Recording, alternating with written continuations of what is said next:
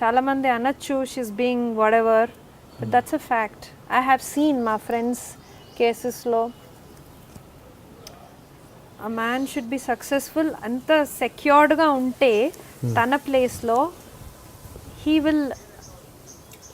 will let తన లైఫ్ని తన డ్రీమ్స్ని కూడా పర్స్యూ చేయడానికి ఒక హస్బెండ్ ఆ అమ్మాయిని వదులుతాడు. అది నేను చూశాను మా ఫ్రెండ్స్ కానివ్వండి, రిలేటివ్స్లో కానివ్వండి. ఒక ఉమెన్గా చెప్పండి, ఇప్పుడు చాలా మ్యారేజెస్ చూస్తున్నాము ఇండస్ట్రీకి సంబంధించి, హీరోయిన్స్ వాళ్ళు ఎందుకు బ్రేకప్ అవుతున్నాయని అనుకుంటారు మీరు? అంటే కొన్ని రిలేషన్షిప్ తెలిసిపోతాయి ఒక ప్రేక్షకుడిగా, వీళ్ళు తొందరలో విడిపోతారని. అది దాన్ని ఎలా మీరు? ఇండస్ట్రీలో ఇంకా ఫ్రెజైల్ ఎందుకు ఉంటాయి అంటే మనం కాన్స్టెంట్లీ చాలా అట్రాక్టివ్ మనుషులతోటి వర్క్ చేస్తూ ఉంటాం ఇండస్ట్రీలో. We are working with attractive costars, intelligent directors. ఇవన్నీ దీస్ ఆర్ మనకి ఒక హ్యూమన్ బీయింగ్గా అట్రాక్ట్ అయ్యే క్వాలిటీస్. అంటే జస్ట్ ఫిజికల్ అపియరెన్సే కాకుండా ఇంటెలిజెన్స్ అండ్ నైస్నెస్, ఇలాంటి క్వాలిటీస్. సో ఎస్పెషలీ మన ఇండస్ట్రీలో ఏంటి అంటే సినిమా పనిచేస్తాం, మళ్ళీ ఇంకొక సినిమా, మళ్ళీ న్యూ సెట్ ఆఫ్ పీపుల్.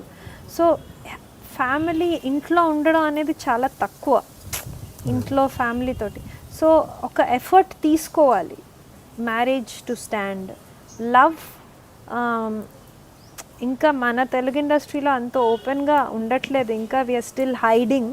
కానీ బయట ఇండస్ట్రీస్లో, ఏ ఇండస్ట్రీలో లవ్ అనే ఫ్యాక్టర్ కోసం చాలా కష్టపడతారు మనుషులు. They want to keep the love happening.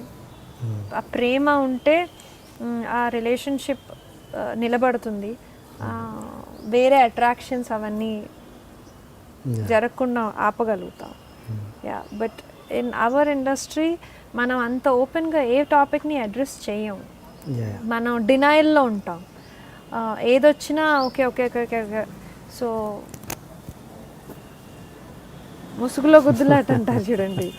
So it's like that. I mean it's a fact. బయటికి వెళ్ళినప్పుడు తెలుస్తుంది. మన ఇండస్ట్రీలో సీక్రెట్గా మనం ఆ మ్యారేజ్ బ్రేక్ అయినా దాన్ని అలా లాగి బ్రేక్ చేసి అలానే లాగి దాన్ని ప్రిటెండ్ చేస్తూ అలా ఉంటాం. అది నేను నోటీస్ చేశాను చాలామంది కపుల్స్లో, సూపర్ఫిషియల్ మ్యారేజెస్. సో సక్సెస్ అంటే మనీ అండ్ అతని ప్రొఫెషన్లో సక్సెస్ఫుల్గా ఉంటే చాలు. Should be successful, rich, good looking, tall. అంటే ఒక వ్యక్తి యొక్క సెక్సువల్ రిలేషన్షిప్స్ మీద అతని క్యారెక్టర్ని చూస్తుంది సొసైటీ. Is it true? ఎంతవరకు కరెక్ట్ అది కరెక్టా? ఒక మనిషి యొక్క సెక్సువల్ లైఫ్ మీద అతని క్యారెక్టర్ బేస్ అయి ఉంటుందా? అంటే అది ఇండివిజువల్ ప్రెరోగేటివ్, అది ఆ మనిషి బట్టి ఉంటుంది. అంటే ఇప్పుడు ఆ మనిషి if he or she is getting involved in sexual relationships and తను ఆ వేరే మనిషికి ఏం చెప్తున్నారు అనేది మ్యాటర్ అవుతుంది. ఆ ఇద్దరు మనుషుల్లో ఉన్న అండర్స్టాండింగ్ మ్యాటర్ అవుతుంది. ఎందుకంటే ఇప్పుడు చాలామంది సొసైటీ మనిషి ద మోస్ట్ క్లీన్ లైఫ్ ఉన్నా, క్లీన్ లైఫ్ ఉండకపోయినా society will speak something. It will, society మాట్లాడడానికే ఉంది. ఎందుకంటే అంటే ఇట్ డిఫర్స్ అండి. This a very broad topic అసలు. దీంట్లో ఒక ఇండివిజువల్ తన కాన్షియన్స్ క్లియర్గా ఉండాలి. వెన్ టూ పీపుల్ ఇన్వాల్వ్ అవుతున్నప్పుడు వాళ్ళిద్దరికి తెలియాలి వాళ్ళు ఏం చేస్తున్నారు. అది చీటింగ్ ఉండకూడదు. అది there has to be clarity. అంత క్లారిటీ ఇద్దరిలో కూడా ఉండాలి. వాళ్ళు ఏం చేస్తున్నారు. ఇప్పుడు ఆ అమ్మాయి ఏమో ప్రేమ అనుకొని, ఈ అబ్బాయి ఏమో just he's having fun. That is a mistake. I think that clarity ఇద్దరిలోనూ ఇంపార్టెంట్.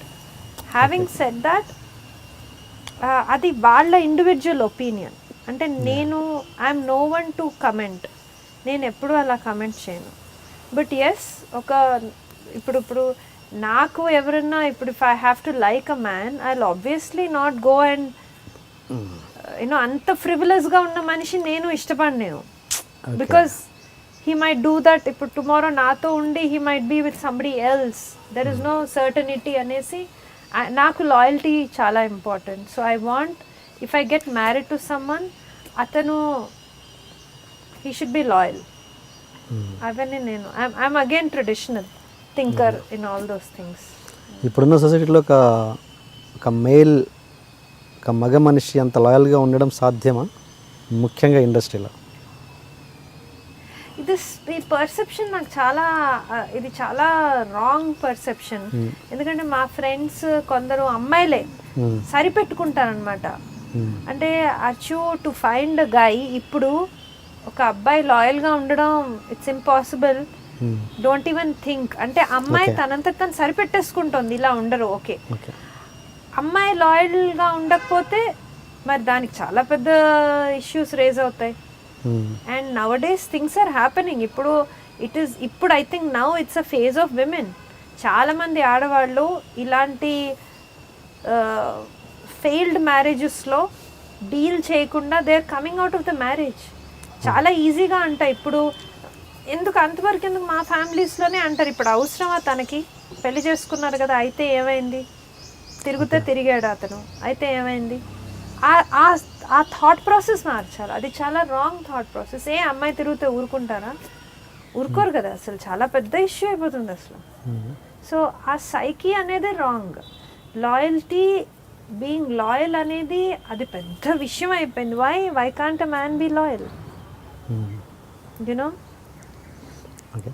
ఇఫ్ అ కపుల్లో ఆ ప్రేమ, ఆ అటాచ్మెంట్, ఆ హ్యాపీనెస్ ఫ్రమ్ ఆల్ ఆస్పెక్ట్స్ ఉంటే నీకు వేరే మనిషిది ఆ నీడ్ అవసరం అవ్వదు. But nowadays you're seeing the way relationships are breaking. That is the reason. అంటే ఇప్పుడు చాలామంది మ్యారేజ్ చేసుకోవాలి కదా అని చేసుకుంటారు. నా థాట్ ప్రాసెస్ అక్కడ కాదు. ఎందుకంటే personally I'm a strong girl. నేను అంత ఇన్సెక్యూర్ అమ్మాయిని కాదు. I'm financially independent. నన్ను నేను చాలా వాల్యూ చేస్తాను. I love myself and I value myself. I want a good guy who's there for me. ఇప్పటివరకు ఇండస్ట్రీలో మిమ్మల్ని ప్రపోజ్ చేసిన వాళ్ళు కానీ, మీరు ఎవరికైనా ప్రపోజ్ చేయడం కానీ జరిగిందా? పేర్లే నాకు చెప్పొద్దులేండి.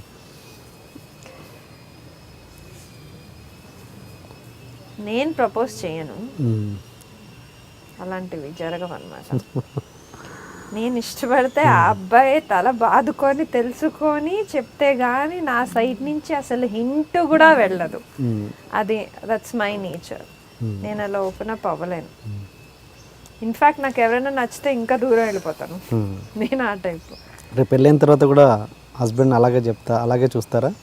అంటే ఏది నచ్చినా కూడా?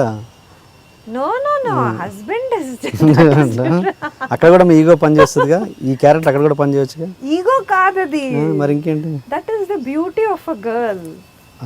అవును, ఏమిటి అమ్మాయి కూడా అన్ని చెప్పేస్తే ఏంటి ఇంకా. నో